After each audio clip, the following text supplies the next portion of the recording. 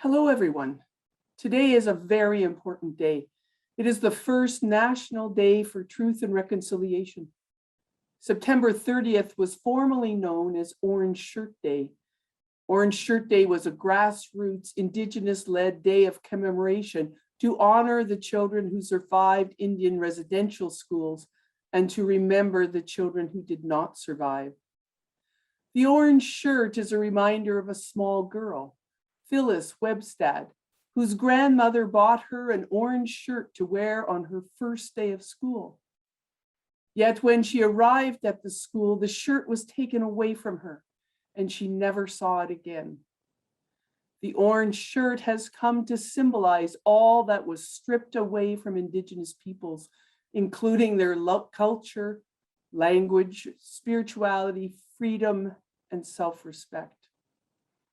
It is very important that as a nation, this day has been set apart for a time of reflection and commemoration.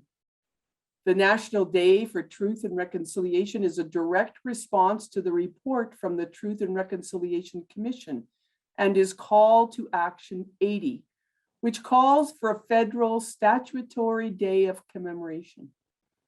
As settler Canadians, there is much for us to learn about our history, a history that has been kept hidden. Building just relationships with the Indigenous peoples of Canada is our work as settlers to do and can only be done on the basis of truth. And while the truth is very painful to hear, reconciliation is not possible without it. So today we have an important opportunity to continue our learning as settlers on this land we call Canada. So take time today to reflect on how much do you know about the Indigenous people of this land? Do you know what Indigenous land you're living on? If you don't, go to nativeland.ca and input your address and you'll find out where you're living. Wellbeing Region Waterloo has several events advertised on their website. And if you don't live in Waterloo Region, I would encourage you to check out what your municipality is doing. You also might find that the public library in your area has a lot of resources as well. And I expect that these resources will be available longer than just this day or this week. Today, Luther's contemplative pause runs from 12 to 12:20 and will be an opportunity for us, whether you're on campus or not, to take a few moments to reflect together.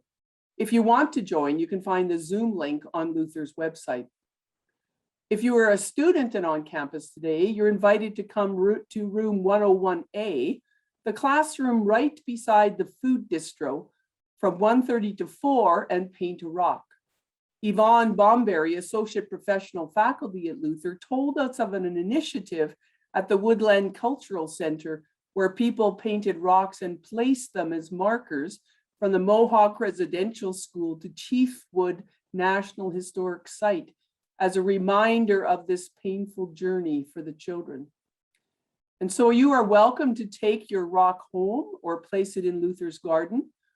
Or if you aren't on campus, consider finding a rock and painting it at your home. We paint these rocks and place them in the garden as a visible reminder and a way to honor the missing children and survivors of residential schools, their families and communities.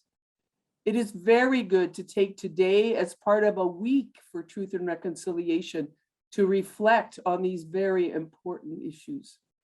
These rocks can be an ongoing prompt for us to seek the truth of our history as settlers in this land and continue our commitment to building just relationships with Indigenous peoples.